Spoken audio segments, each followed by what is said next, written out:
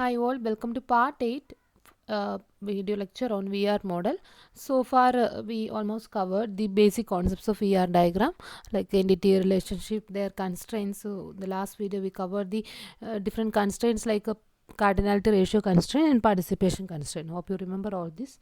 And now let's see another small concept here, something called as weak entity.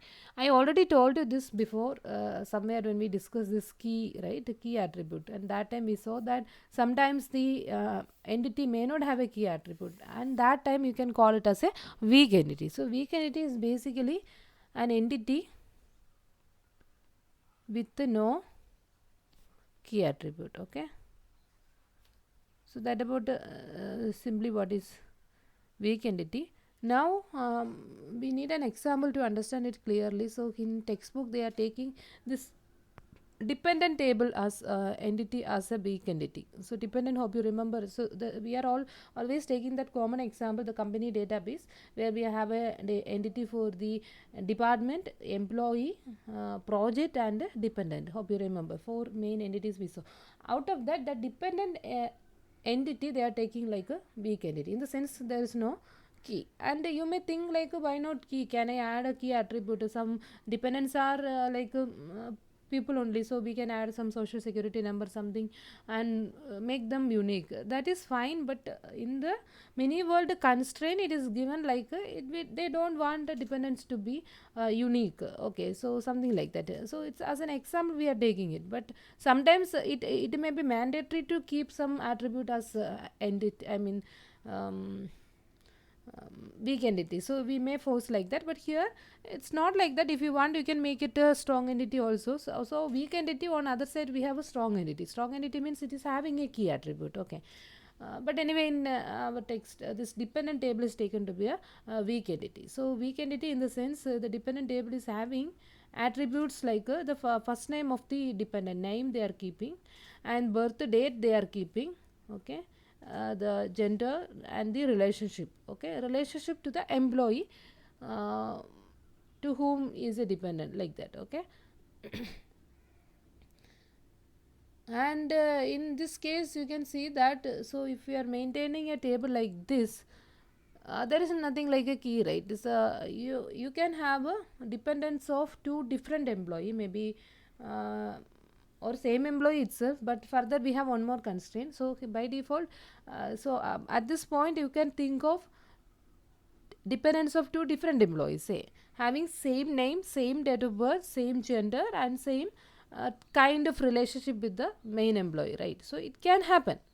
Now so why I am telling like that, so there is one more constraint. So these are all the constraints that we collected from the mini world. Okay, mini world specification, or from your point of view, like in exam these constraints will be given, otherwise you can assume. So that is what I want to tell you.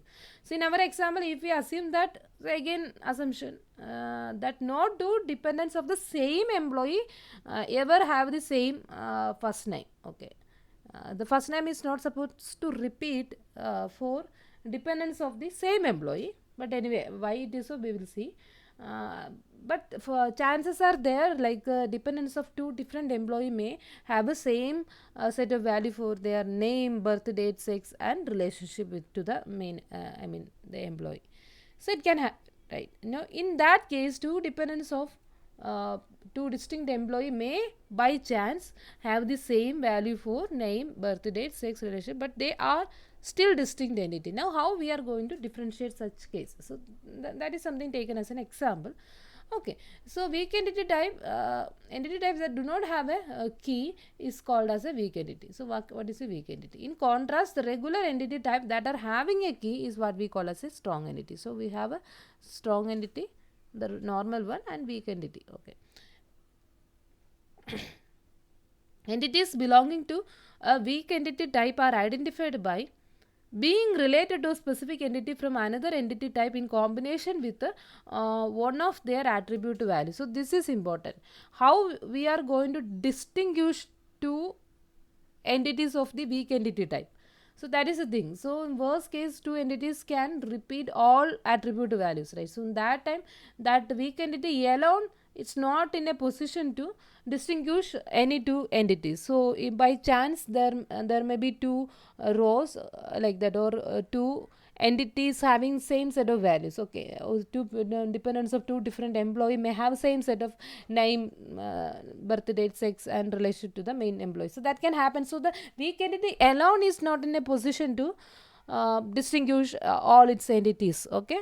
But when you are trying to relate that weak entity with another strong entity, so in this case what is equal, to whom you can relate this dependent table, you can relate with the main employee table. So in the employee table we are going to keep the employee details of that organization. In dependent table we are keeping the dependent information of all these employee, their spouse, kids, parents, like that, okay. So they are not employees, so they are maintained in two different table.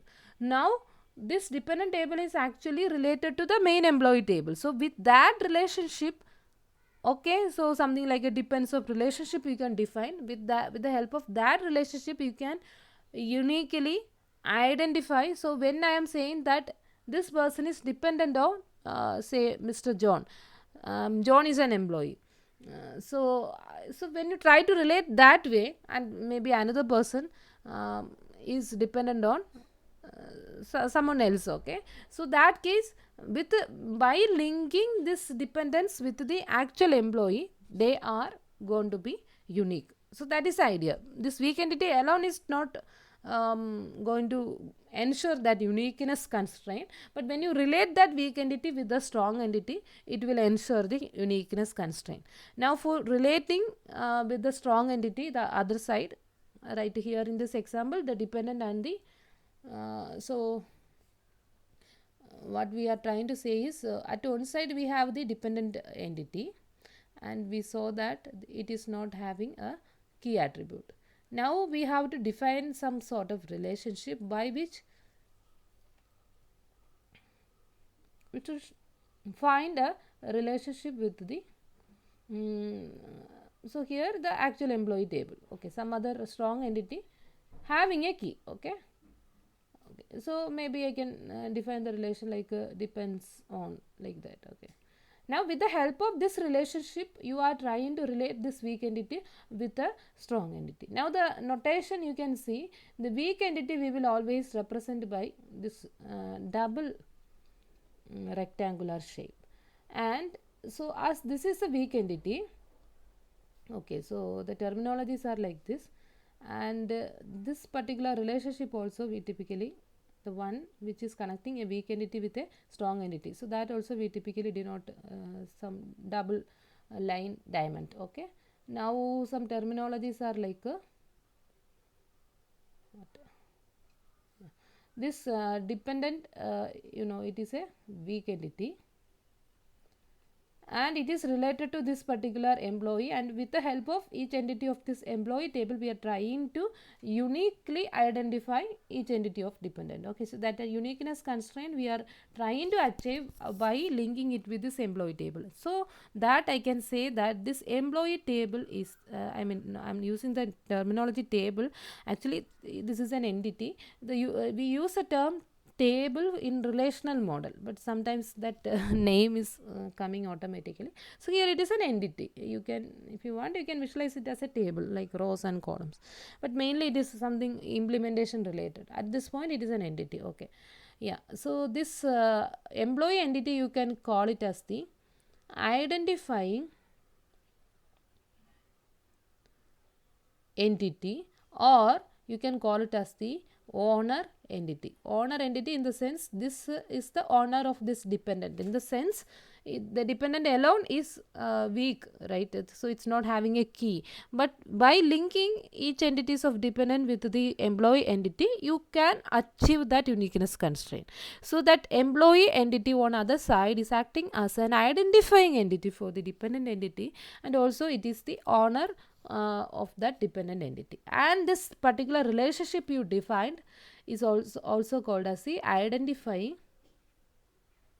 So it is going to help that identification, right? Identifying relation, okay. Yeah, that about it. And one more thing is very important that you can observe is, always you can see that this particular relationship, I mean how this dependent table is related to employee table. Now can you tell me about the cardinality ratio here, like whether it is 1 is to 1 or 1 is to n or m is to n, like that.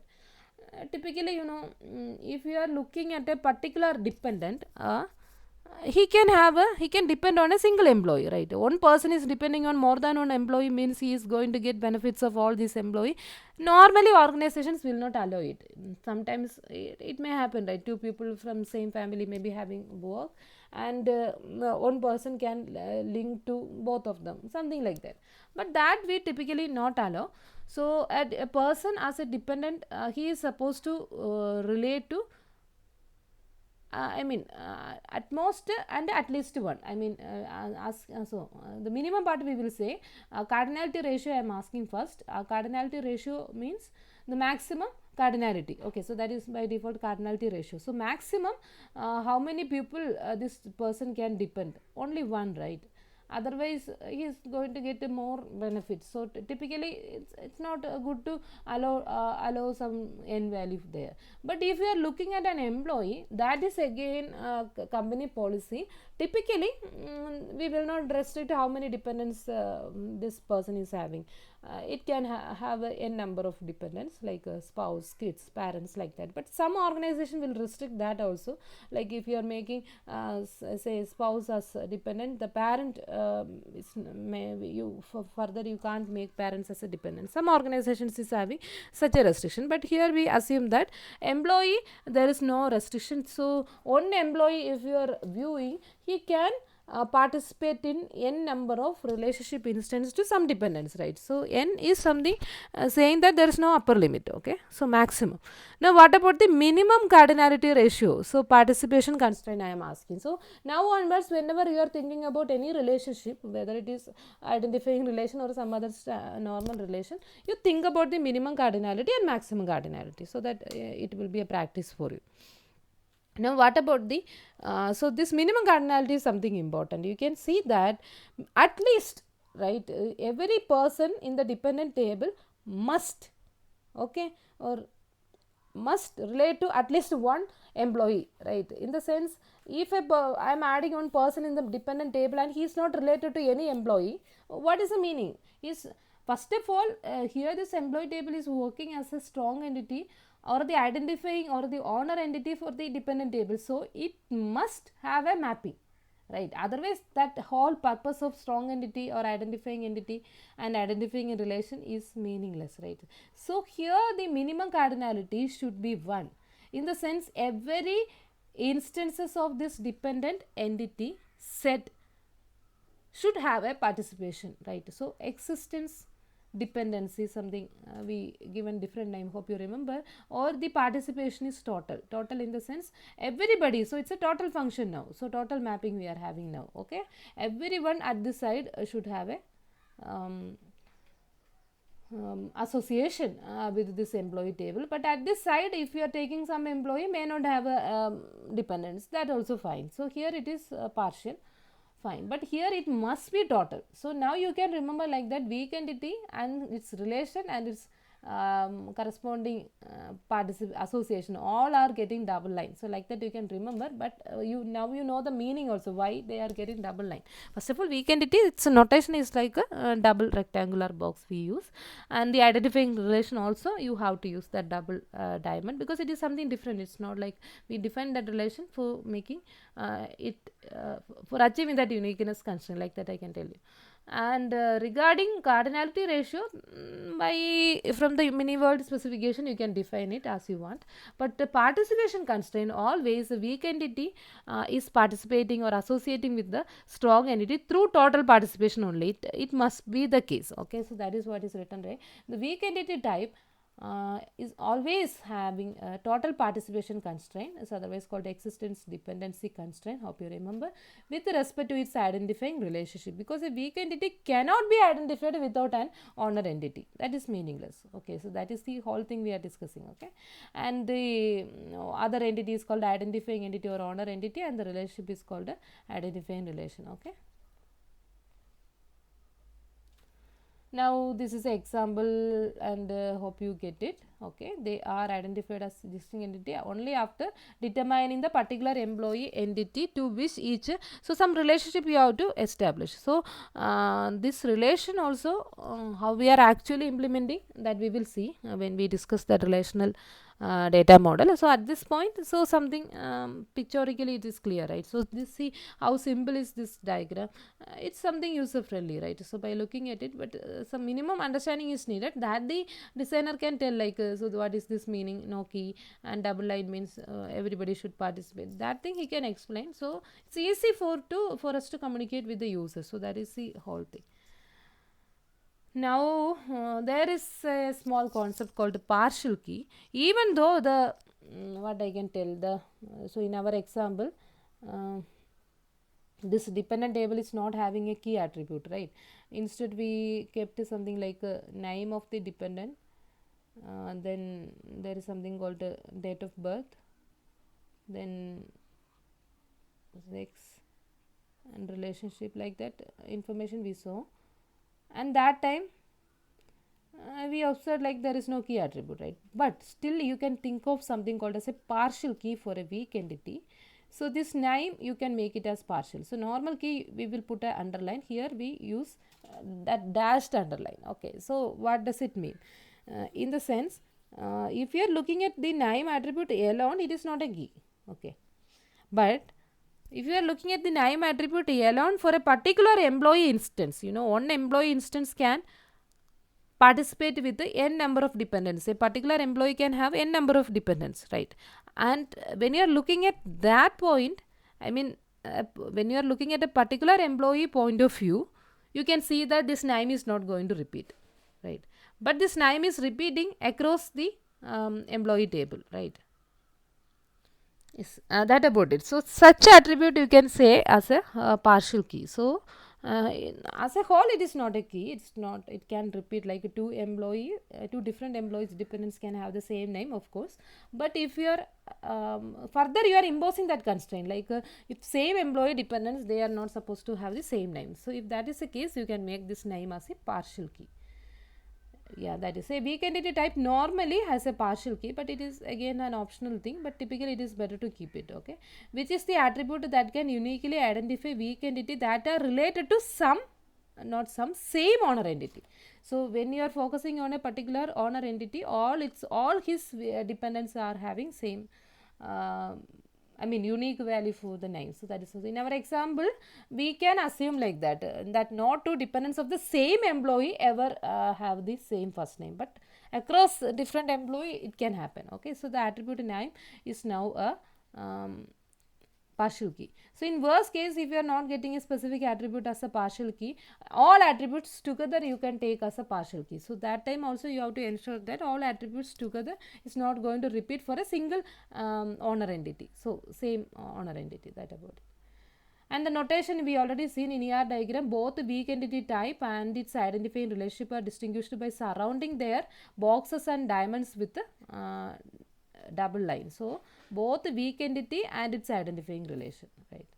And the partial key is underlined with a dashed or dotted line, like I shown it. It's a notation. And the total participation it is having, that is also denoted by the double lines, that you know. So thanks for watching. Again, this is on independent topic that you can expect question from this module. Explain about weak entity and all that, like that you can. So I always try to come up with an example. So in exam, if they are asking any topic like a cardinality ratio, participation constraint, weak entity, so draw some example. No need to draw this one I am discussing. You can think of your own examples. Okay. So in next semester, definitely you are going to develop some backend application, and that time different mini projects kind of thing you will come, right? You will be coming with. So you can think about something at this point itself, right? So that will help you. And one other way is try to read more things, right? So I am focused on that Navata textbook and the examples, everything I am taking from there, that is enough. But still, you can read more examples, so that different way examples you will get. Okay, so that is something that makes the subject interesting. Otherwise it's a concept, if I am just telling it, it will be boring for you. Yeah, thanks for watching.